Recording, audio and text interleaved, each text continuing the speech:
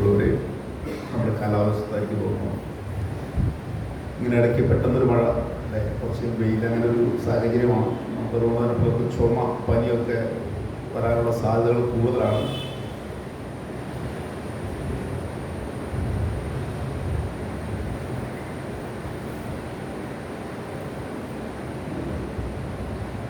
നമ്മൾ ഇന്നത്തെ വായനയിൽ കാണുന്ന ഒരു കാര്യമില്ല. യേശു പറയുകയാണ്, സ്വർഗരാജ്യം വയലിൽ ഒളിച്ചു വച്ചിരിക്കുന്ന നിധിക്ക് തുല്യം. അത് കണ്ടെത്തുന്നവൻ അത് മറച്ചു വയ്ക്കുകയും സന്തോഷത്തോടെ പോയി തനിക്കുള്ളതെല്ലാം വിറ്റ് ആ വയൽ വാങ്ങുകയും ചെയ്യും. അതായത് ഒരു മുതലാളിയുടെ പറമ്പിൽ കിളയ്ക്കാനായിട്ടാണ് അവൻ്റെ ജോലി. അവൻ കൂലിക്കാരനാണ്.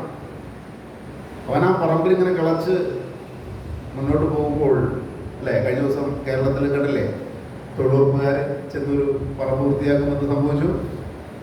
നിങ്ങൾ പത്രത്തിൽ അല്ല ടി വിയിലൊക്കെ ഉണ്ടായിരുന്നല്ലോ, നിധി കണ്ടെത്തിയെന്നാണ് അവർ പറഞ്ഞത്. കുറേ കമ്മലിൻ്റെയും മറ്റേയൊക്കെ കുഴിച്ചിട്ട ഭാഗങ്ങൾ അവർ ശരിക്കും അതിങ്ങനെ പത്രത്തിൽ ഇങ്ങനെ വെച്ച് കുഴിച്ച് കിട്ടിയിരിക്കുകയായിരുന്നു. അപ്പോൾ അത് വലിയ വാർത്തയായിരുന്നു. കേരളത്തിലത്തെ വേറെ വ്യക്തികൾ, ആ പരിസരങ്ങളിലുള്ള ആളുകളൊക്കെ നിധി കണ്ടെത്തിയ സ്ഥലത്തേക്ക് ഒഴുക്കായിരുന്നു. അപ്പം ഞാൻ പറഞ്ഞു വന്നത്, ഈ നിധിയോട് ഭയങ്കര ആകർഷണമാണ്. ഈ കർഷകൻ അങ്ങനെ അദ്ദേഹം മുന്നോട്ട് പോകുമ്പോൾ അദ്ദേഹത്തിൻ്റെ തൂമ്പ ഒരു ഇതിലുടക്കുകയാണ്, ഒരു പാത്രത്തിൽ. അസുറം അദ്ദേഹത്തെ വളരെയധികം ഞെട്ടിച്ചു. അദ്ദേഹം പാത്രത്തോട് നോക്കിക്കഴിഞ്ഞാൽ എന്താണ്, ആ പാത്രം മുഴുവൻ സ്വർണം, വലിയൊരു കുടമാണ് എന്നും കൂടി നമ്മൾ മനസ്സിലാക്കണം. അദ്ദേഹം പുറത്തേക്ക് അത് കൊണ്ടുപോയി കഴിഞ്ഞിട്ടുണ്ടെങ്കിൽ മുതലാളിയുടെ കൃത്യന്മാർ അവിടെ ഉണ്ട്, അവർ പിടിക്കും.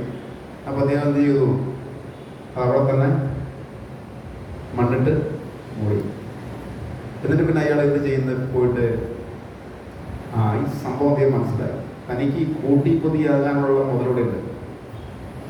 അദ്ദേഹം പുറത്തേക്ക് പോയി, അല്ലെങ്കിൽ ആ ജോലി അതുപോലെ കച്ചവടിക്ക് എഴുതി അവസാനിപ്പിച്ച് ഒന്നും അറിയാത്ത പോലെ അദ്ദേഹം പുറത്തു പോയി. പിന്നെ അദ്ദേഹം പ്ലാൻ ചെയ്യണം എങ്ങനെ ഉണ്ടാക്കിയാൽ പുറത്തു പോകാം. അങ്ങനെ അദ്ദേഹം പ്ലാൻ ചെയ്ത് അദ്ദേഹത്തിനുള്ളതെല്ലാം വിറ്റ് അദ്ദേഹം ഈ മുതലാളിയോട് പറഞ്ഞ്, മുതലാളിയുടെ നോട്ടത്തിൽ ആർക്കും വേണ്ടാത്ത പറമ്പാണ്, അദ്ദേഹം അത് സ്വന്തമായി. ഇതാണ് കഥ. ഈ പണ്ട് കാലത്തൊക്കെ ഈ നിധികൾ കുഴിച്ചിടുന്നത് ഒരു പതിവാണ്. ഇപ്പോഴൊക്കെയാണ് നമുക്ക് ഡിജിറ്റൽ സൗകര്യങ്ങളൊക്കെ ഉള്ളത്. പണ്ട് കാലത്ത് അങ്ങനെയല്ല. വലിയ നിധികളൊക്കെ മണ്ണിലാണ് കുഴിച്ചിരുന്നത്. അതുകൊണ്ടാണ് ഈശോ ആ കോൺടസ്റ്റിലാണ് ഈശോ എന്ന് പറയുന്നത്. അപ്പോൾ ഇവിടെ നമ്മൾ ചിന്തിക്കേണ്ട ഒരു കാര്യം, ഈശോ പറയുന്നൊരു കാര്യമാണ്, സ്വർഗരാജ്യം വയലിൽ മറഞ്ഞിരിക്കുന്ന നിധിക്ക് തുല്യം. അപ്പോൾ എന്താണ് ഈ സ്വർഗരാജ്യം? ഇതാണ് നമ്മൾ മനസ്സിലാക്കേണ്ടത്. സ്വർഗരാജ്യം എന്ന് പറഞ്ഞാൽ ഈശോയെ മനസ്സിലാക്കലാണ്, ഈശോയോടുള്ള ജീവിതമാണ്. ഇതാണ് നമ്മൾ അത്യന്തികമായിട്ട് മനസ്സിലാക്കേണ്ടത്. സ്വർഗരാജ്യം എന്നാൽ എന്താണ്? ഈശോയെ മനസ്സിലാക്കലാണ്, ഈശോയോടൊത്തുള്ള ജീവിതമാണ്. ഇതാണ് നിധി. ഇത് ഞാൻ വെറുതെ പറയുന്നതല്ല കേട്ടോ. ഞാൻ അല്ലെങ്കിൽ എൻ്റെ ഭാവനയിൽ പറയണമെന്നാരും വിചാരിക്കരുത്. അത് വചനത്തിൽ അധിഷ്ഠിതമാണ്. അതായത് ഹെബ്രായർക്കുള്ള ലേഖനം 11:23 നമുക്ക് ഈ നിധിയെ പറ്റിയുള്ള സൂചന കിട്ടുന്നുണ്ട്. അവിടെ ഇപ്രകാരം പറയുകയാണ്, വിശ്വാസം മൂലം മോശയെ അവർ ജനിച്ചപ്പോൾ മാതാപിതാക്കന്മാർ 3 മാസത്തിൽ ഒളിപ്പിച്ചു വെച്ചു. എന്നാൽ കുട്ടി സുന്ദരനാണെന്ന് അവർ കണ്ടു. രാജകൽപ്പന അവർ ഭയപ്പെട്ടില്ല. മോശ വലുതായപ്പോൾ ഫറവോയുടെ മകളുടെ മകൻ എന്ന് വിളിക്കപ്പെടുന്നത് വിശ്വാസം മൂലം നിഷേധിച്ചു. പാപത്തിന്റെ നൈമിഷിക സുഖങ്ങളെക്കാൾ ദൈവജനത്തിന്റെ കഷ്ടപ്പാടുകളിൽ പങ്കുചേരുന്നതിനാണ് അവൻ ഇഷ്ടപ്പെട്ടത്.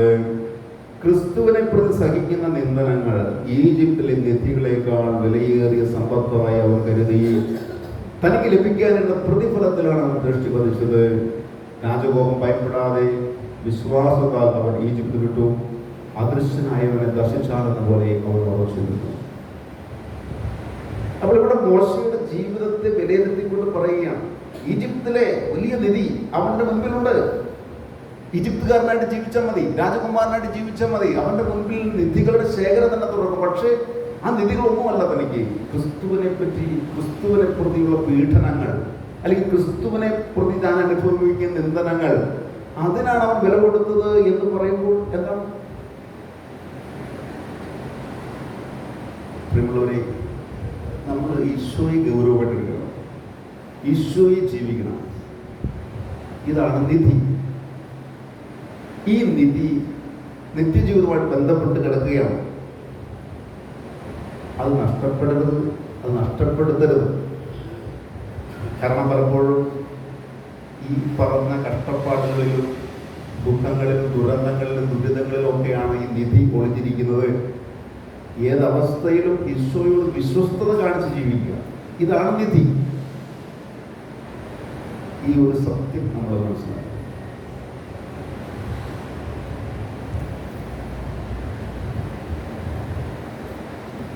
ഇറ്റലി പോയ ഒരു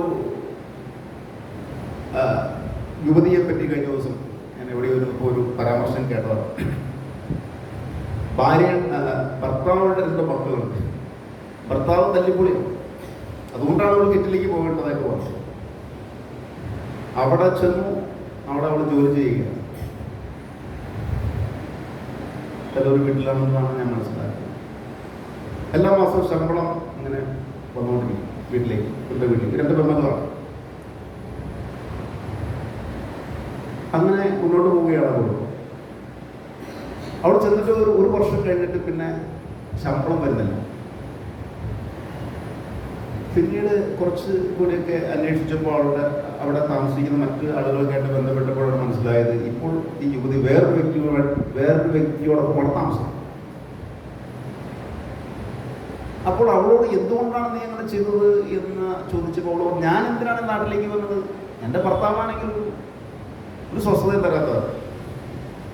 എനിക്ക് അങ്ങനെയുള്ള ജീവിതം ആയിട്ട് മുന്നോട്ട് പോകാൻ താല്പര്യമില്ല. എനിക്ക് മടുത്തു. ഇവിടെ എനിക്ക് കുഴപ്പമില്ല, ഇവിടെ എനിക്ക് ഒന്നിനും കുറവില്ല, സുഖമാണ്, സന്തോഷം. അപ്പൊ ഒരു വശത്ത് അവളുടെ സുഖം അവൾ തേടുകയാണ്. എന്തിനാ കഷ്ടപ്പെടുന്ന ഈ ഭൂമിയിൽ ഇത്ര മാത്രം സഹിക്കേണ്ട വല്ല കാര്യം? വേറൊരു വശത്ത് അവളെ ദ്രോഹിക്കുന്ന ഭർത്താവും അവളുടെ മക്കളും, അവൾക്ക് യാതൊരു സ്വസ്ഥതയും കൊടുക്കാത്തൊരു സാഹചര്യം. അപ്പോൾ അവൾ സെലക്ട് ചെയ്തു, എനിക്ക് എന്താണ് വേണ്ടത്. ഇതാണ് ഞാൻ പറഞ്ഞത്, മൂല്യങ്ങൾ. ഇതിനാണ് നമ്മൾ പ്രാധാന്യം കൊടുക്കേണ്ടത്. ഇതാണ് നമ്മൾ ശ്രദ്ധിക്കുന്നത്. ഈശോയെ പ്രതി നമ്മളെടുക്കുന്ന തീരുമാനങ്ങൾ ആ നിധിയിലേക്കുള്ള യാത്രയാണ്. അതൊരു പക്ഷെ നമുക്ക് അപ്പോൾ ഇഷ്ടമാകണമെന്നില്ല. അത് പ്രിയമുള്ളവരെ, ഈ ഒരു സത്യം നമ്മൾ മനസ്സിലാക്കുക. ഈശോയാണ് നിധി. ഈശോയോടൊത്തുള്ള ജീവിതം ആണ് നിധി. അതിനുവേണ്ടി ഞാൻ കൊടുക്കുന്ന വിലയാണ് നിധി.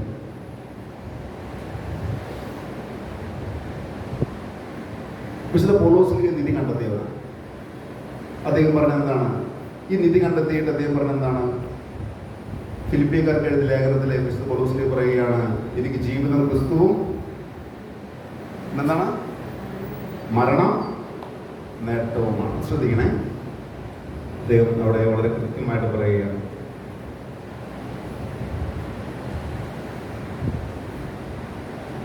ആകയാൽ ഫിലിപ്പിയക്കാർക്ക് ലേഖനം 1:20 ആകയാൽ എനിക്ക് ഒന്നിലും ലജ്ജിക്കേണ്ടി വരികയില്ല, മറിച്ച് പൂർണ്ണധൈര്യത്തോടെ എപ്പോഴും എന്ന പോലെ ഇപ്പോൾ ക്രിസ്തു എൻ്റെ ശരീരത്തിൽ ജീവിതം വഴിയോ മരണം വഴിയോ മഹത്വപ്പെടണമെന്നും എനിക്ക് തീവ്രമായ ആഗ്രഹവും പ്രതീക്ഷയും. എന്ന് വെച്ചാൽ ക്രിസ്തു എന്ന് ജീവിക്കുന്നു. കാരണം ക്രിസ്തുവിൽ ജീവിക്കുന്ന ഹൃദയം അല്ലെങ്കിൽ മനുഷ്യന്റെ ശരീരം ക്രിസ്തുവിൻ്റെ ആലയമാണ്. ആ ക്രിസ്തുവിനെ നഷ്ടപ്പെടുത്തി ഒരു കളി നമ്മൾ കളിക്കാൻ പാടില്ല. കാരണം ആ ക്രിസ്തുവാണ് നിധി. അതുകൊണ്ടാണ് സങ്കീർത്തനം പറയുന്നത്, അവരുടെ ശക്തി കണ്ടെത്തിയവർ ഭാഗ്യവാന്മാർ, അവരുടെ ഹൃദയത്തിൽ സ്വർഗത്തിലേക്കുള്ള രാജവിധികൾ ഉണ്ട്. അപ്പോ എന്നിട്ട് പൗലോസ് പറയാം, എന്നാൽ എനിക്ക് ജീവിക്കുക എന്നത് ക്രിസ്തുവും മരിക്കുക എന്നത് നേട്ടവുമാകും. ശാരീരികമായി ഇനി ഞാൻ ജീവിക്കുകയാണെങ്കിൽ ഫലപ്രദമായി ജോലി ചെയ്യാൻ സാധിക്കും. എങ്കിൽ ഏതാണ് തിരഞ്ഞെടുക്കേണ്ടതെന്ന് എനിക്ക് അറിഞ്ഞുകൂടാ. ഇവ രണ്ടിനും ഇടയിൽ ഞാൻ ജനിക്കുന്നു. എങ്കിലും എൻ്റെ ആഗ്രഹം മരിച്ച് ക്രിസ്തുവിനോടുകൂടെ ആയിരിക്കണം. കാരണം അതാണ് കൂടുതൽ ശ്രേഷ്ഠം. പക്ഷേ നിങ്ങൾക്ക് വേണ്ടി ഞാൻ ശരീരത്തിൽ തുടരേണ്ടത് കൂടുതൽ ആവശ്യമാണ്.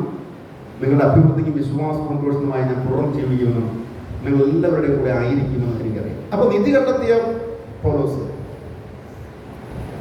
അദ്ദേഹം സുഖിച്ച് ജീവിച്ചൊരു മനുഷ്യനല്ല, സഹിച്ച് ജീവിച്ചൊരു മനുഷ്യനാണ്. അതാണ് നമ്മൾ മനസ്സിലാക്കേണ്ട കാര്യം. അപ്പോൾ ആ സഹനങ്ങൾ നമ്മുടെ ജീവിതത്തിൽ വരുമ്പോൾ അതിനെ ഉപേക്ഷിച്ചുകൊണ്ട് സുഖം തേടി യാത്രയായ ഈ നിധി നമുക്ക് നഷ്ടപ്പെടാനുള്ള സാധ്യത വളരെ കൂടുതലാണ്. അപ്പോൾ അതുകൊണ്ട് പൗലോസ്ലീഹയുടെ സഹനത്തെ പറ്റി കൂടി ഒന്ന് പറഞ്ഞുകൊണ്ട് ഞാൻ അവസാനിപ്പിക്കുകയാണ്. അദ്ദേഹം പറയുകയാണ്, 2 കൊരിന്ത്യർ എഴുതിയ ലേഖനം 11-ാം അധ്യായത്തിൽ അദ്ദേഹം പറയും, അവർ ഹെബ്രായരാണോ? ഞാനും.